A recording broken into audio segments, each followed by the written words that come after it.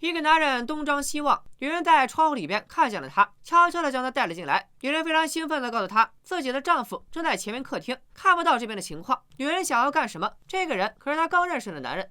由于这集的梗比较密集，咱们先从片名讲起，强烈建议大家看完原片再来看解说。这集名叫《Last Night of the Proms》，The Proms 指的是逍遥音乐会，是每年夏天在伦敦举行的古典音乐节，历时8个星期，每天都有节目演出。之所以叫逍遥音乐会，是因为参加音乐会的观众需要一直站着观看演出，但可以随意走动，就算在演出现场散步也没关系，只要你能挤得动。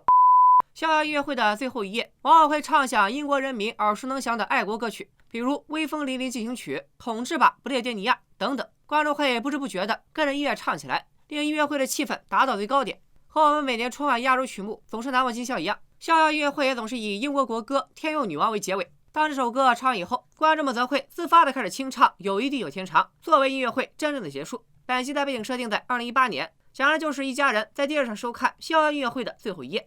好了，科普结束，咱们正式开始。一个流浪汉来到了一户人家的门外，在门前东张西望，门牌号自然还是9号。这家的老爷子一共有2闺女，咱们就以姐姐妹妹相称。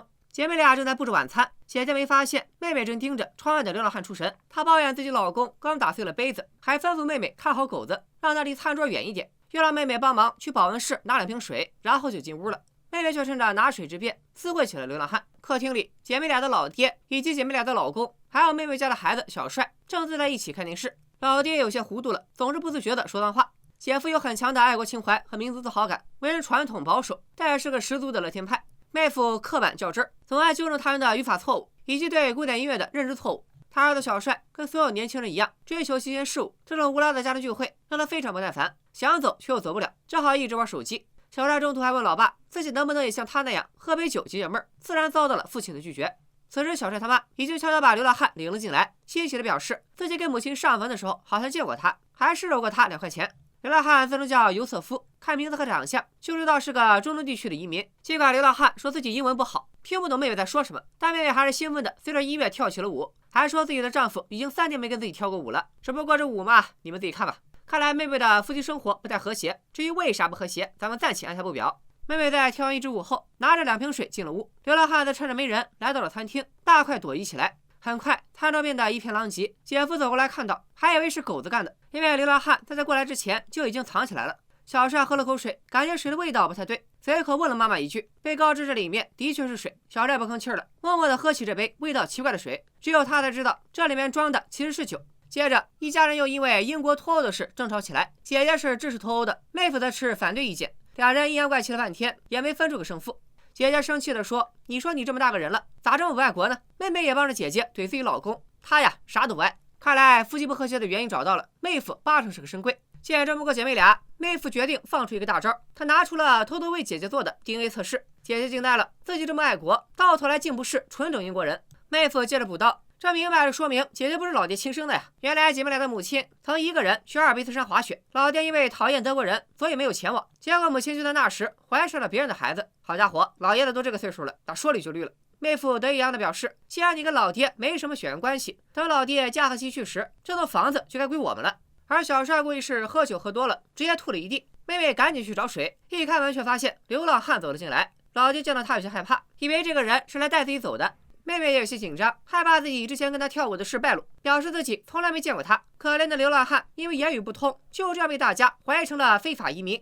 姐夫打算给流浪汉找点吃的，等他再度来到餐厅时，瞬间惊呆了，方才那一桌残羹冷炙，竟然又变回了佳肴美馔。这边妹夫提出要给流浪汉搜身，看来妹夫喜欢男人这一点可以实锤了，难怪妹妹整日郁郁寡欢，见到个流浪汉都忍不住想揩油，原来竟是一个同气。小帅打断了妹夫的歪歪，指出流浪汉手心的伤口在流血，说完就倒地晕了过去。这酒量也太差了。这边妹妹冲过来就跪在流浪汉面前，祈求他的原谅。这一出搞得大家都有些蒙圈，场面又开始混乱起来。姐姐认为不能让流浪汉就这么站着，弄得家里到处都是血。妹夫立刻反驳，请你记住，这里不是你的家。姐姐怒而撕碎了 DNA 测试结果，表示血统改变不了他的身份和信仰。老爹见状也加入了战团，众人乱成一团。姐姐扶着老爹坐回椅子上，妹妹抱着流浪汉的头连连道歉。见老婆抱着别的男人，妹夫又拿起刀子捅了流浪汉几下，姐夫赶紧过去制止了他。临死之前，流浪汉表示自己口渴，说完就嗝屁了。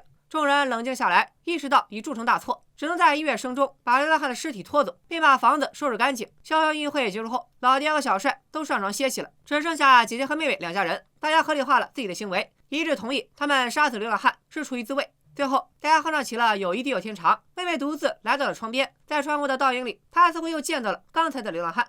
很多小伙伴没看明白这集到底讲了个什么意思，咱们这就来好好捋一捋。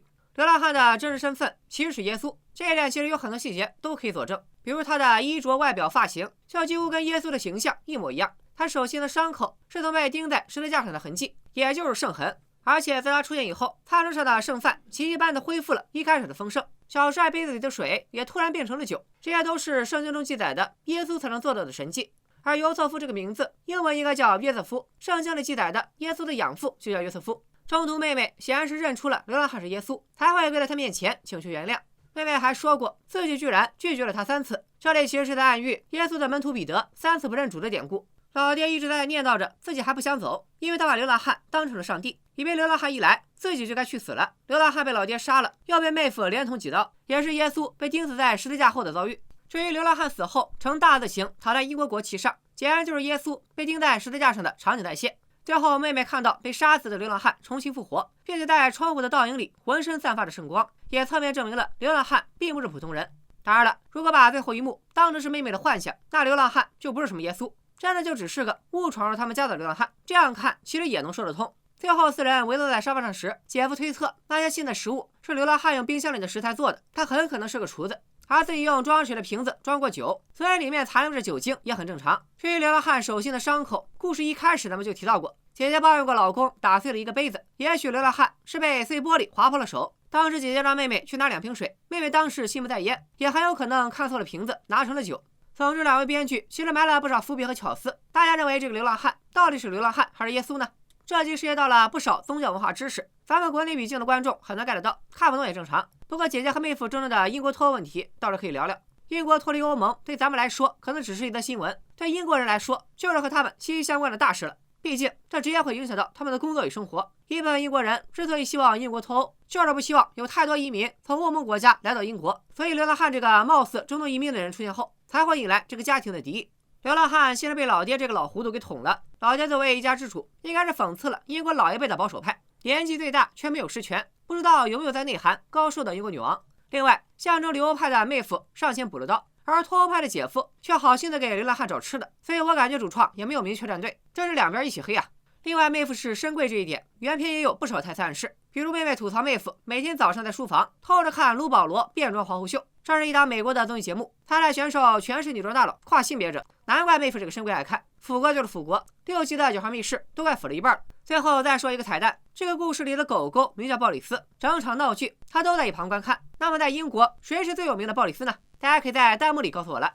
好了，又来到了我们的找兔子时间。这集的兔子开场没多久就出现了，但藏得很隐蔽，不仔细看还真发现不了。9号密室第6季就这么完结了。个人最喜欢的还是第2集、第3集，剩下的几集好像都缺乏让人回味之处，看完也就完了。不过我也能理解，9号密室6季外加一个万圣节特别篇，一共37个故事，编剧就2侧胖胖俩人，你不可能强求他们做的每一集都惊为天人。有那么几个质量不算上乘的故事，其实再正常不过了。就好比以偏偏如今的更新速度，我也很难保证每一期视频都能做到让自己和观众老爷们100%满意。